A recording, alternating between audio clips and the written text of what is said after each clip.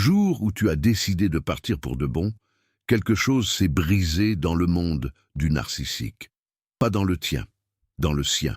Et ce quelque chose, Jung l'avait décrit avec une précision terrifiante il y a presque un siècle.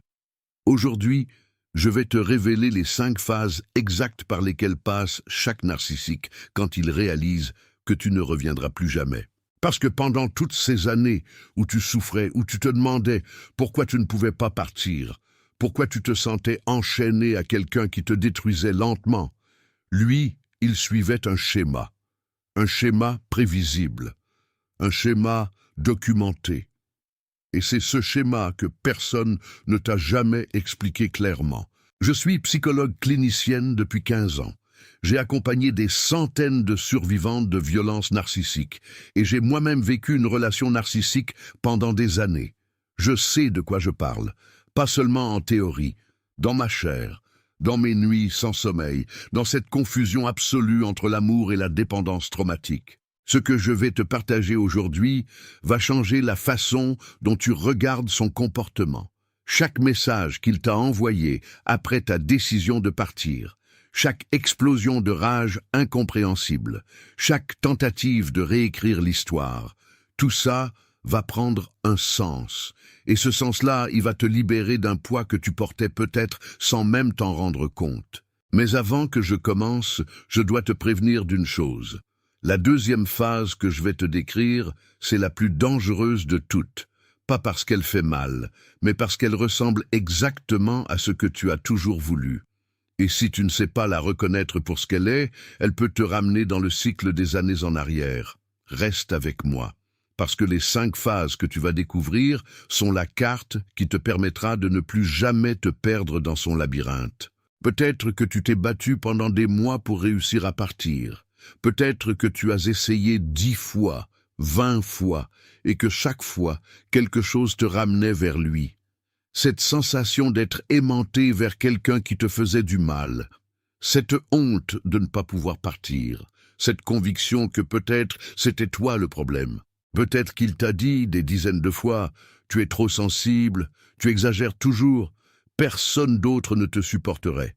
Et tu as fini par le croire. Parce que quand quelqu'un te répète la même chose assez longtemps et que c'est quelqu'un que tu aimes, cette chose finit par entrer dans ta façon de te voir toi-même. Peut-être que tu te sentais épuisé après chaque conversation avec lui, pas parce que la conversation était longue, mais parce que chaque échange t'obligeait à surveiller ses humeurs, anticiper ses réactions, marcher sur des œufs pour éviter une explosion. Ton cerveau était en état d'alerte permanent, et tu ne le savais même plus, parce que tu y étais habitué. J'ai vécu exactement la même chose pendant des années. Cette hypervigilance constante, ce sentiment de ne jamais savoir sur quel terrain tu marchais. Ce matin où tu te réveilles, et ta première pensée, avant même d'avoir ouvert les yeux, c'est « il est de bonne humeur aujourd'hui » ou « ce sera encore une guerre ». Et quand tu as finalement décidé de partir, vraiment partir, pour de bon cette fois, quelque chose de nouveau a commencé à se passer. Pas seulement dans ta vie, dans la sienne. Et ce processus-là, Jung l'avait identifié sous différentes formes dans ses travaux sur la persona, sur l'ombre, sur le vide existentiel que le narcissique passe sa vie entière à fuir. Voici les 5 phases. La première phase s'appelle la négation. Et elle commence exactement au moment où tu pars, précisément à ce moment-là, pas avant. Sauf que pour le narcissique, le fait que tu partes ne signifie pas la même chose que pour toi. Pour toi, c'est une décision mûrement réfléchie, douloureuse, définitive. Tu as peut-être mis des semaines à te décider, des mois, des années. Tu as pesé le pour et le contre. Tu as eu peur, tu as pleuré, et puis tu as décidé. Pour lui, c'est un bluff. Je sais que ça peut sembler difficile à croire, mais c'est la réalité psychologique du narcissique abandonné. Dans son système de pensée, tu es en train de jouer un jeu. Tu veux le faire souffrir un peu pour qu'il apprécie davantage ce que tu lui apportais. Tu fais la fière, tu essaies d'obtenir son attention, sa réaction, sa peur de te perdre. Et dès qu'il te donnera ce que tu veux, tu reviendras. Jung avait identifié ce mécanisme dans son concept de l'inconscient collectif et de la psychologie de l'ego. Le narcissique est incapable d'imaginer un monde où tu existes indépendamment de lui. Pour lui, tu es une extension de sa propre réalité, comme son bras ou sa jambe, et les extensions ne partent pas, elles ne peuvent pas partir. Elles sont là, elles ont toujours été là, elles seront toujours là. En 15 ans de pratique clinique avec des survivantes de violences narcissiques, j'ai entendu des centaines de fois la même description de cette phase. Elle revenait avec des mots différents, mais la réalité était identique. Une femme m'a dit « Il continuait à m'envoyer des messages comme si rien ne s'était passé. Il me souhaitait bonne nuit le soir. Il me demandait ce que j'avais mangé à midi, comme si notre séparation n'existait pas dans sa tête. » Une autre m'a raconté. Je l'avais bloqué sur le téléphone. J'avais repris toutes mes affaires, j'avais changé mes habitudes pour ne plus le croiser.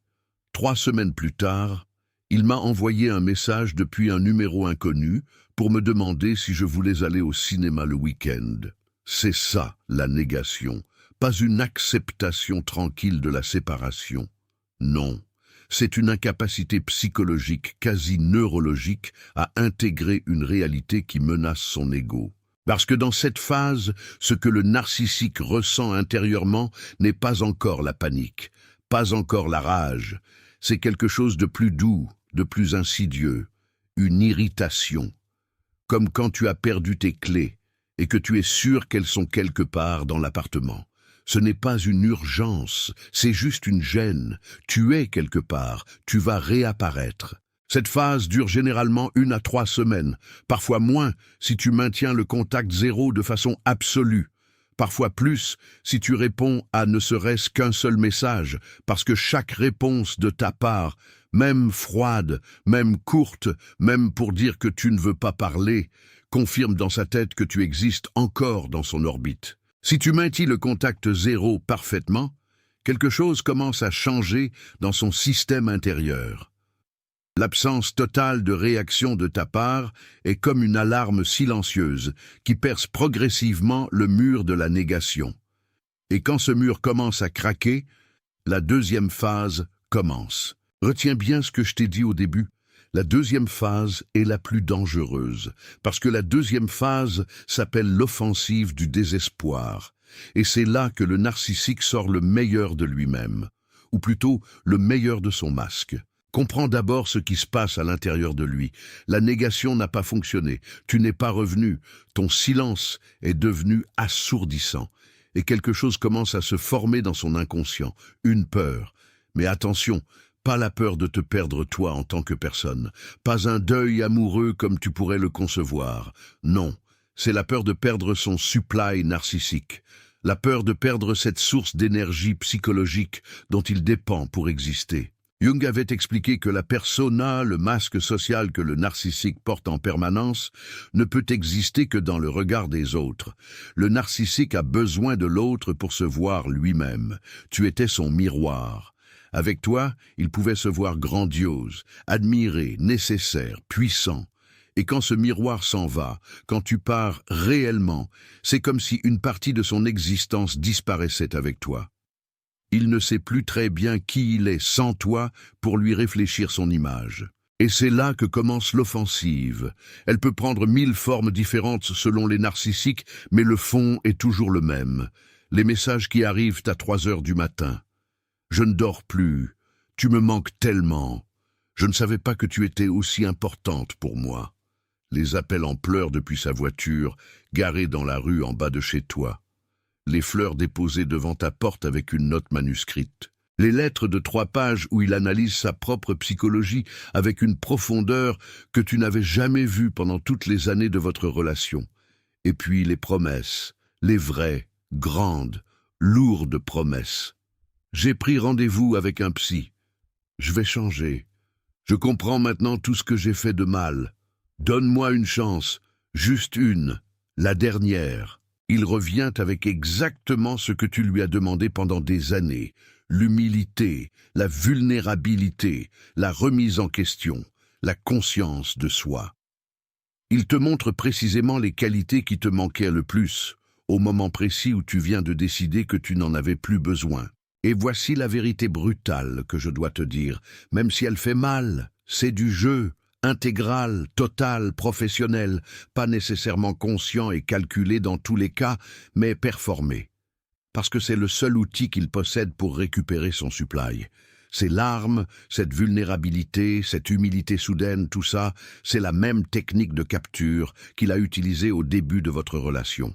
Tu te souviens du love bombing des premiers mois, cette période où il était parfait, attentionné, magique, où il semblait te comprendre mieux que personne? Ce n'était pas lui, c'était sa technique de séduction initiale. Et maintenant, il utilise la même technique pour te recapturer. En 15 ans de pratique clinique avec des survivantes, j'ai vu des femmes extraordinairement intelligentes se laisser reprendre à cette phase. Des femmes qui connaissaient la psychologie du narcissisme, qui avaient lu des livres, qui avaient suivi des thérapies, qui savaient parfaitement ce qu'était le cycle narcissique et qui sont quand même revenues. Parce que ce que le narcissique leur offrait dans la phase 2 ressemblait si exactement à ce qu'elles avaient toujours voulu qu'elles se sont dit. Peut-être que cette fois c'est différent. Peut-être que cette fois c'est le vrai lui.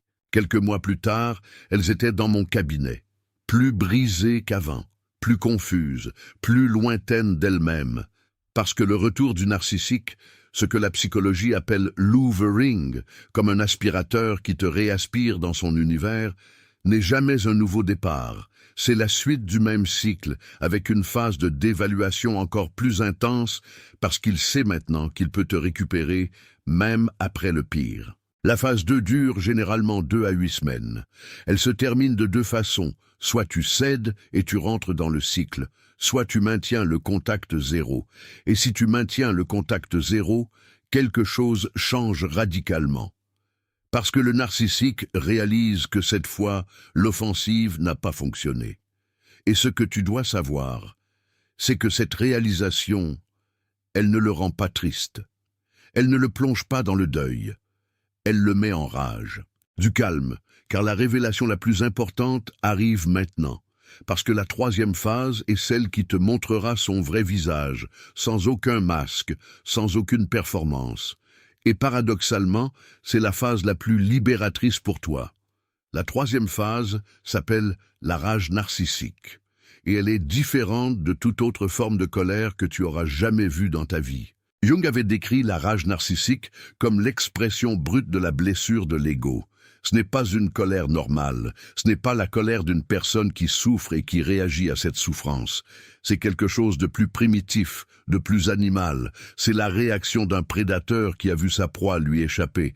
Et pour le narcissique, être quitté ne signifie pas perdre une relation, ça signifie perdre un objet, une source de carburant, un miroir. Et la rage qui suit cette perte n'a rien à voir avec de l'amour.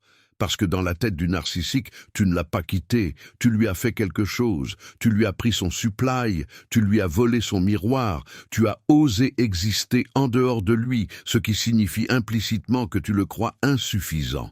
Ce qui, pour quelqu'un dont l'ego fragile est le seul centre du monde, est une attaque directe et insupportable à son identité. La rage narcissique prend différentes formes selon les individus.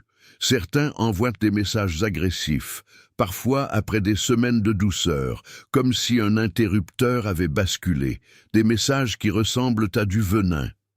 Je me suis rabaissé pour toi, et tu n'en valais pas la peine. Tu t'es toujours cru supérieur. Maintenant tu verras ce que ça coûte. Tout le monde sait qui tu es vraiment. D'autres mobilisent les Flying Monkeys, ces personnes de leur entourage, qu'ils manipulent pour qu'elles viennent te parler en leur nom, te convaincre de revenir ou simplement te faire du mal à distance. Des amis communs qui t'appellent pour te dire qu'il va très mal, des membres de sa famille qui te contactent pour te dire que tu l'as blessé, des gens qui ne savent qu'une version de l'histoire, la sienne. D'autres encore utilisent la triangulation. Ils s'affichent soudainement avec quelqu'un de nouveau. Ils publient des photos stratégiques sur les réseaux sociaux. Ils te font savoir, directement ou indirectement, qu'ils ont déjà passé à autre chose, que tu n'as pas été si difficile à remplacer, que quelqu'un d'autre les apprécie à leur juste valeur. Tout ça est conçu pour déclencher une réaction de ta part, pour te faire sortir de ton silence, pour te faire répondre, commenter, réagir, même négativement. Parce que ta réaction, n'importe laquelle, est du supply. Et en ce moment, il est en manque. Mais voici le point de retournement. Voici ce que tu dois comprendre absolument. Toute cette rage n'a rien à voir avec toi. Rien. Du tout. La rage narcissique est une crise interne. C'est le moment où le masque de la persona, ce masque social parfaitement poli et séduisant, commence vraiment à se fissurer. L'ombre de Jung, cette partie sombre et réprimée de la psyché que le narcissique a passé sa vie entière à fuir, commence à remonter à la surface. Et ce qu'elle apporte avec elle, c'est tout ce qu'il a toujours nié en lui-même, la honte, le vide, la peur, l'insuffisance. Ce qu'il projette sur toi dans cette phase, ses accusations d'être mauvaise, manipulatrice, ingrate, égoïste, instable, ce sont exactement ses propres caractéristiques qu'il te renvoie. C'est la projection inversée que Jung a si bien décrite. Tout ce qu'il t'accuse d'être, c'est ce qu'il est. Tout ce qu'il t'accuse d'avoir fait, c'est ce qu'il a fait. Le menteur t'accuse de mensonge. Le manipulateur t'accuse de manipulation. Celui qui ne t'a jamais aimé vraiment t'accuse de n'avoir jamais vraiment tenu à lui. Et si tu maintiens le contact zéro pendant cette phase, si tu ne réponds pas à la provocation, si tu restes silencieuse et invisible, quelque chose de remarquable se produit. La rage ne trouve aucun carburant, elle ne peut pas grandir, elle commence à se retourner contre lui, à consumer ses propres réserves intérieures. Et la quatrième phase commence. Peut-être la plus étrange des 5. 3 patientes m'ont raconté exactement la même histoire au sujet de cette transition. Les 3 avaient maintenu le contact zéro, parfaitement. Les 3 avaient traversé les phases 1, 2 et 3 sans céder. Et les 3 m'ont décrit le même moment de stupéfaction quand elles ont entendu, par des amis communs, la version de l'histoire que leur ex-partenaire racontait désormais à tout le monde. Parce que dans la 4e phase, le narcissique fait quelque chose d'apparemment absurde. Il réécrit l'histoire de votre séparation. La 4e phase s'appelle le discard inversé. Et c'est à la fois la plus absurde et la plus révélatrice de toutes les phases. Dans la psychologie du narcissisme, le discard, le rejet final, est supposé être le geste du narcissique. C'est lui qui rejette. C'est lui qui part, c'est lui qui choisit d'abandonner, parce que dans son système de valeurs intérieures, il ne peut pas être celui qu'on quitte. Être quitté signifierait qu'il n'est pas parfait, pas suffisant, inférieur à toi d'une façon ou d'une autre, et son ego ne peut pas survivre à cette réalité. Alors que fait-il? Il réécrit l'histoire. Soudainement, dans les conversations avec ses amis, sa famille, ses collègues, ses nouvelles victimes potentielles, c'est lui qui est parti. C'est lui qui a pris la décision en premier. C'est lui qui en avait assez depuis longtemps. Tu étais trop compliquée, trop possessive, trop dépendante, pas assez reconnaissante. Il est parti parce qu'il méritait mieux et il l'a finalement compris. Cette réécriture de l'histoire, c'est ce que la psychologie appelle la révision narcissique du passé. Et c'est l'un des mécanismes de défense les plus sophistiqués que l'ego humain puisse développer. Le narcissique ne se souvient plus de la réalité. Ou plus précisément, il choisit activement de ne plus s'en souvenir. Parce que sa psyché fragile est incapable de tenir simultanément 2 vérités contradictoires, qu'il est supérieur à tout le monde, qu'il a été quitté par quelqu'un. L'ego narcissique ne peut pas contenir cette contradiction. Alors il en supprime une. Jung avait décrit ce mécanisme comme une déformation de la réalité par l'ego blessé. La psyché humaine, quand elle est suffisamment menacée, a la capacité de créer des récits alternatifs qui protègent l'image que nous avons de nous-mêmes. Chez une personne saine, ce mécanisme est temporaire. Chez le narcissique, il est permanent. Et il peut aller très loin. J'ai connu une patiente dont le mari narcissique, après qu'elle l'a quitté, a réussi à convaincre leurs enfants adultes que c'était lui qui avait mis fin au mariage, que c'était lui qui avait souffert en silence pendant des années, que leur mère avait toujours été difficile, Et les enfants, qui n'avaient vécu que de l'extérieur, ont fini par douter de leur propre mémoire. C'est la force de la révision narcissique. Elle n'est pas seulement une histoire qu'il raconte aux autres, c'est une histoire qu'il finit par se raconter à lui-même. Et parfois, malheureusement, il réussit à la faire croire à ceux qui l'entourent. Pour toi qui vis cette phase de loin, ça peut être profondément déstabilisant, entendre une version de l'histoire aussi éloignée de ce que tu as vécu, voir des gens que tu connaissais prendre son parti, répéter ses mensonges, te regarder comme si tu étais la coupable. Cette injustice-là est réelle, et la douleur qu'elle provoque est légitime. Mais retiens ceci, ça ne change rien à ce que tu as vécu. Pas une seule seconde de ta vérité n'est effacée par sa fiction. Et le plus souvent, ceux qui connaissent vraiment la situation, qui ont été témoins de votre vie ensemble, savent exactement ce qui s'est passé. Ils voient la contradiction, ils voient le masque. La 4e phase peut durer des mois. Elle peut se superposer à d'autres phases. Et elle se termine progressivement quand le narcissique réalise que la réécriture de l'histoire ne lui ramène pas plus de supply qu'avant.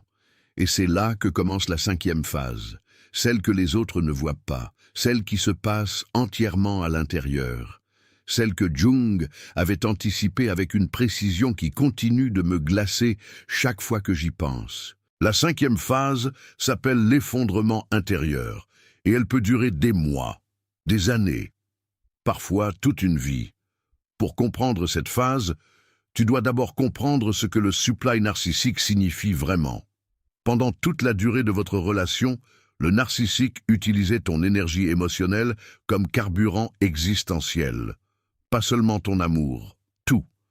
Tes réactions positives et négatives, ton attention et ta distraction, ta joie et tes larmes, ton admiration et tes reproches. Tout ça alimentait son sentiment d'exister. Le supply narcissique, c'est n'importe quelle réaction de ta part qui lui confirme qu'il est réel, qu'il compte, qu'il existe. Et maintenant que tu es parti, maintenant que le contact zéro est total, maintenant que tu reconstruis ta vie sans lui et que cette reconstruction ne lui parvient même plus comme information, il est à court de carburant. Sans supply narcissique, le narcissique se retrouve face à quelque chose qu'il a passé toute sa vie à éviter. Jung appelait cela le vide existentiel, cette caverne intérieure que la persona, ce masque social brillant et séduisant, est censé recouvrir en permanence. Et dans ce vide, pour la première fois peut-être de sa vie adulte, il rencontre son ombre. Cette ombre, c'est tout ce qu'il a toujours nié être. Sa honte profonde, sa peur de l'abandon, cette peur originelle qui est souvent à la racine du narcissisme lui-même, son sentiment fondamental d'insuffisance, ce vide identitaire qu'il a toujours recouvert avec des performances, des conquêtes, des victoires, des dominations, et cette rencontre avec l'ombre est absolument dévastatrice. Jung avait écrit « Qui regarde à l'extérieur rêve, qui regarde à l'intérieur se réveille ». Le narcissique a passé sa vie entière à regarder à l'extérieur, à chercher dans les autres la validation, l'admiration, la confirmation qu'il était incapable de se donner à lui-même. Et quand les autres s'en vont, quand tu pars pour de bon, il est forcé de regarder à l'intérieur. Et ce qu'il trouve là, ce n'est pas un éveil, c'est un effondrement. L'effondrement intérieur peut ressembler à de la dépression, à une anxiété chronique inexplicable, à une consommation accrue d'alcool ou d'autres substances qui engourdit ce vide qu'il ne sait pas comment traverser, à une série de nouvelles relations qui s'enchaînent rapidement et se terminent de la même façon, chacune destinée à remplir le vide que toi tu avais rempli, aucune n'y parvenant vraiment. Ces nouvelles relations sont appelées des supplies de remplacement, et elles ne tiennent jamais longtemps, parce que le problème n'est pas toi. Le problème n'était jamais toi. Le problème est en lui, dans ce vide que aucune relation extérieure ne peut combler tant qu'il n'a pas fait le travail intérieur que le narcissisme, par définition, l'empêche de faire. En 15 ans de pratique clinique avec des survivantes de violences narcissiques, j'ai eu plusieurs fois l'occasion d'entendre des femmes me raconter qu'elles avaient croisé leur ancien partenaire par hasard, des années après leur séparation.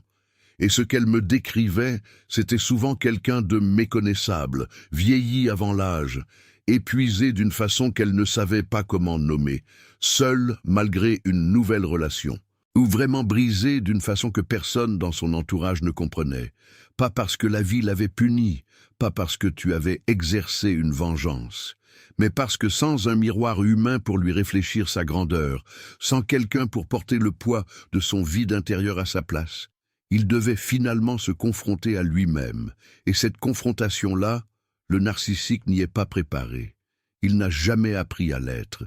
Et voici, là, le point de retournement le plus important de toute cette vidéo. Celui que je veux que tu emportes avec toi longtemps après avoir fermé cette page. Pendant toutes ces années, tu croyais que tu avais besoin de lui, que sans lui, tu te sentirais perdu, que tu ne savais pas qui tu étais en dehors de cette relation. Il a travaillé très fort à te faire croire ça. Chaque fois que tu montrais une force, il la dévalorisait. Chaque fois que tu prenais confiance en toi, il te ramenait au doute.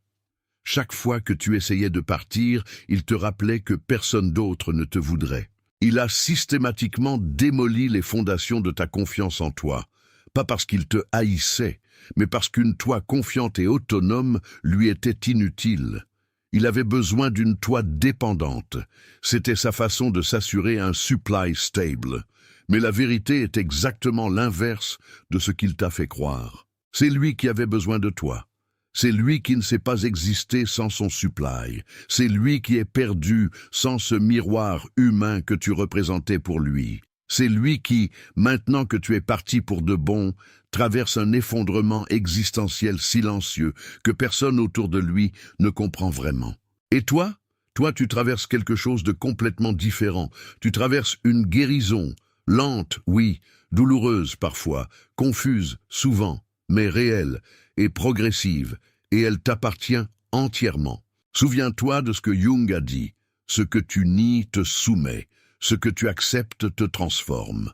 Tu as accepté la réalité de ta relation. Tu as accepté qu'elle ne te nourrissait plus. Tu as accepté que tu méritais autre chose. Et cette acceptation, difficile, courageuse, est le début de ta transformation. Lui, il continue de nier. Et cette négation le soumet encore et encore. Tu viens de découvrir les 5 phases exactes par lesquelles passe le narcissique quand tu le quittes pour toujours. La négation, l'offensive du désespoir, la rage narcissique, le discard inversé et l'effondrement intérieur. Ces 5 phases ne sont pas des théories abstraites, ce sont des schémas cliniques documentés, observés, répétés. Et maintenant que tu les connais, tu as une carte. Et avec cette carte, tu ne te perdras plus dans son labyrinthe. Si ce que tu viens d'entendre t'a aidé, si ça a mis des mots sur quelque chose que tu vivais sans pouvoir le nommer, si ça t'a donné un sens là où il n'y avait que confusion, alors je te demande quelque chose de simple. Le Super Thanks en bas de cette vidéo n'est pas seulement un soutien financier. C'est ton signe que ces vérités doivent continuer à atteindre les femmes qui souffrent en silence, qui se demandent si elles sont folles, qui ne comprennent pas ce qui leur arrive. Jung croyait que la conscience de soi est le premier pas vers la guérison. Ces vidéos, ce travail, c'est ma façon de contribuer à cette conscience collective. Et c'est avec ton aide qu'il peut continuer à exister et à atteindre celles qui en ont besoin. Tu n'es pas seulement spectatrice, tu es gardienne de ces vérités. Fais partie de celles qui brisent le cycle du narcissisme. Une vidéo à la fois, un commentaire à la fois, un partage à la fois. Maintenant, parlons de toi, parce que ces 5 phases sont importantes à comprendre pour décoder son comportement. Mais ce qui compte vraiment, c'est ce que tu fais de toi pendant qu'il traverse ces phases, ce que tu construis pendant qu'il s'effondre. Voici ce que je veux que tu comprennes en premier. Le contact zéro n'est pas une punition pour lui. Ce n'est pas une stratégie de vengeance. Ce n'est pas non plus un outil pour le faire souffrir davantage. Le contact zéro est une guérison pour toi. C'est la condition minimale pour que ton système nerveux commence à se réparer. Parce que vivre avec un narcissique, c'est vivre dans un état constant d'hypervigilance. Ton cerveau était programmé pour surveiller ses humeurs, anticiper ses explosions, détecter les signaux d'alerte avant qu'ils ne deviennent des tempêtes. Ce n'était pas de la paranoïa, c'était une adaptation nécessaire à un environnement instable. Ton cerveau a fait ce qu'il devait faire pour te protéger. Mais cette programmation ne disparaît pas du jour au lendemain quand la relation se termine. Elle reste, elle cherche encore des menaces. Elle t'oblige à surveiller des choses qui ne sont plus dangereuses. Elle te maintient en état d'alerte dans des situations qui ne le méritent plus. Et c'est pourquoi le contact zéro est si essentiel. Chaque jour, sans contact, est un jour où ton cerveau reçoit le message. L'environnement est sûr maintenant. Il n'y a pas de tempête à anticiper. Tu peux te détendre. Ce processus de déprogrammation, Jung l'appelait l'individuation. Ce chemin progressif vers soi-même, séparé des projections et des attentes des autres. L'individuation, c'est exactement ce que tu traverses maintenant. Tu réapprends qui tu es en dehors de cette relation. Tu redécouvres tes désirs, ceux que tu avais mis de côté parce qu'ils le dérangeaient. Tu réinstalles tes limites, ces frontières que tu avais appris à effacer, parce qu'ils te punissaient chaque fois que tu les posais. Tu réhabites ton propre corps, tes propres pensées, ta propre vie. Et voici ce que j'ai observé au fil de 15 ans de pratique clinique. Quelque chose qui me touche profondément chaque fois que j'en suis témoin.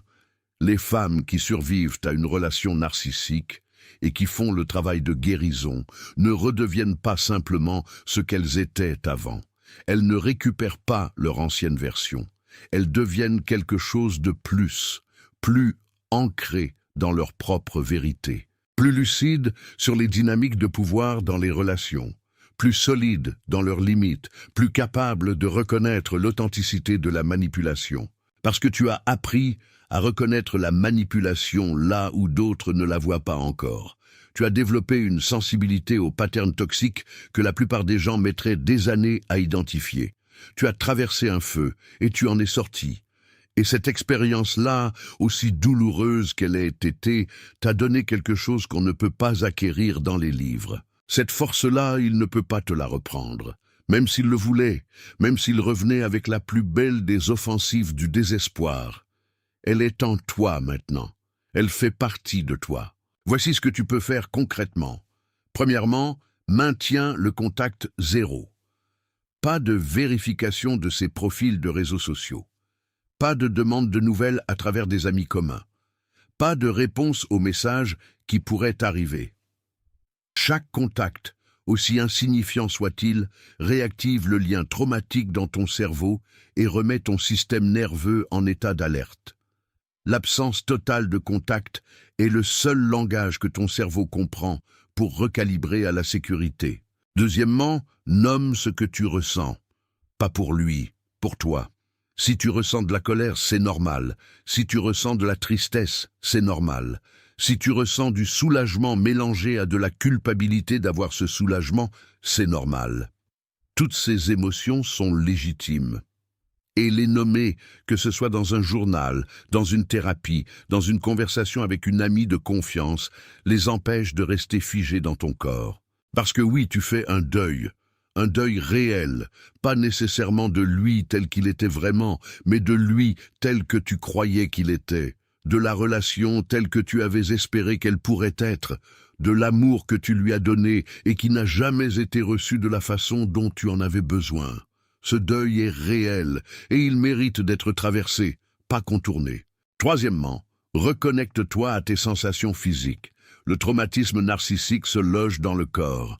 L'anxiété diffuse, la tension dans les épaules, l'insomnie, les maux de ventre inexplicables, tout ça c'est ton corps qui porte les traces de l'hypervigilance. Le mouvement, n'importe quel mouvement que tu aimes, la marche dans la nature, le yoga, la danse dans ta cuisine, aide le système nerveux à libérer cette tension accumulée et à retrouver son propre rythme. Et quatrièmement, permets-toi de croire que tu mérites quelque chose de différent. Pas plus tard, quand tu te sentiras guéri à 100%. Pas quand tu auras travaillé suffisamment sur toi-même. Maintenant. Parce que la guérison n'est pas une destination qu'on atteint avant de mériter d'être heureuse. La guérison est le chemin lui-même, et tu es déjà dessus. Souviens-toi du concept de l'ombre de Jung, cette partie de toi que la relation narcissique a essayé de supprimer. Ta confiance en ton propre jugement, ton intuition qui te disait que quelque chose n'allait pas, ta capacité à dire non sans t'en excuser, ton droit à prendre de la place, à avoir des désirs, à exister sans te justifier. Cette partie de toi n'a pas disparu. Elle a été enfouie. Et chaque jour que tu passes en dehors de cette relation, elle remonte un peu plus à la surface. Avant de terminer, je veux te donner quelque chose que le narcissique t'a passé des années à refuser, quelque chose de simple et de profond à la fois. Je te donne la permission de partir, la permission de fermer cette porte définitivement, sans te retourner, sans te sentir coupable, sans te demander si c'est la bonne décision. C'est la bonne décision. La preuve, c'est que tu l'as prise. Je te donne la permission de ne pas répondre à ses messages, de ne pas lui offrir l'explication qu'il réclame, de ne pas lui accorder la fermeture qu'il dit chercher. Parce que ce qu'il cherche vraiment dans cette demande de fermeture, c'est une dernière occasion de te garder dans son orbite. Cette fermeture-là, tu n'en as pas besoin. Tu n'en as pas besoin pour avancer. La fermeture, tu te la donnes à toi-même, de l'intérieur, pas de lui. Je te donne la permission d'être en colère, d'être triste, d'être soulagé, d'être confuse, d'être toutes ces choses en même temps.